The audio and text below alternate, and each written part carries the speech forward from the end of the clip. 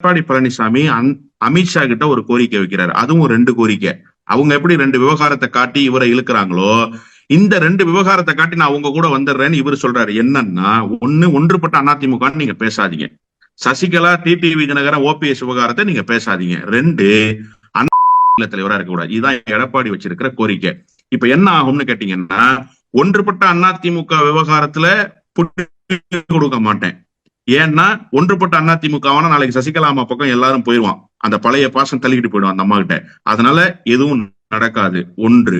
இன்னொன்று, இவ்வளவு பேசிட்டு தானே சார் இந்த கூட்டணியை முறிஞ்சிச்சு. யதார்த்தமான உண்மை என்ன சார்? புதிய குடியுரிமை சட்டம் இஸ்லாமியர்களை பாதிக்குது, மக்களை வஞ்சிக்கிற ஒரு சட்டங்களை எல்லாம் கொண்டு வர்றாங்க. அதனால நாங்க வெகுண்டெழுந்து எங்கள் கொள்கை ரீதியாக உறவை முறிச்சுக்கிட்டோம்னு முறிச்சுக்கிட்டாங்களா? ஒண்ணுமே கிடையாது சார். கொங்கு பகுதியில இவருதான் கரும்பு தேசத்து இரும்பு மனிதர் என்றெல்லாம் சொல்லி இவரை உயர்த்தி கொண்டிருந்தார்கள். திடீர்னு போய் அந்த ஆள் அதுல ஓட்டைய போட்டார். கொங்குல அவரெல்லாம் ஆள் இல்லையா, தேசிய கட்சியா, நான் தாயா, நான் நினைச்சா ஈடியை விட்டுருவாயா, அவர் கையில ஒன்னும் பவர் இல்லையான்னு. கொங்கு பகுதியில இவர் ஒரு எமர்ஜிங் போர்ஸ் ஆனார். 2 பேருக்கும் பிரச்சனை கொங்குல யாரு பெரிய ஆளுங்கிற பிரச்சனை தான், வேற ஒரு பிரச்சனையும் கிடையாது. ரொம்ப சிம்பிள். ஒரே சமுதாயத்துல ஒரே பகுதிக்குள்ள யாரு எமர்ஜிங் லீடரா இருக்கா, யாரு தன்னை ப்ரூவ் பண்ணிக்கிறாங்கிற பிரச்சனையில ஏற்பட்ட முட்டல் மோதல் காரணமாக கூட்டணியிலிருந்து வெளியில வந்தாங்க. இப்ப திரும்ப கூட்டணி வந்தா அண்ணா கூடாதுன்றாங்க. நிச்சயமாக தேசிய தலைமை எடப்பாடி விஷயத்துல இதை கன்சிடர் பண்ணுவாங்க.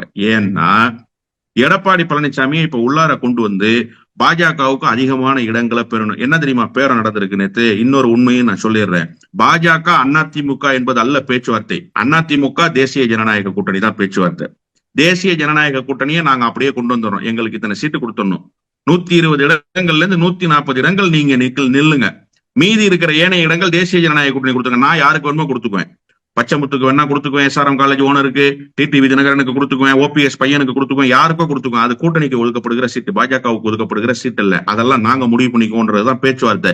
இந்த பேச்சுவார்த்தைக்கு கட்டுப்பட்டாக வேண்டிய கடமை இருக்கு. அப்ப எடப்பாடி பழனிசாமிக்கு என்ன ஃபேவர் அமித்ஷா பண்ணுவாரு? ஒரே ஃபேவர் தான் பண்ண முடியும். அதிமுகவுக்காக நான் விட்டுறேன்னு சொல்லி அண்ணா திட்டிடுவாரு. இப்ப அதுதான் நடக்க போகுது.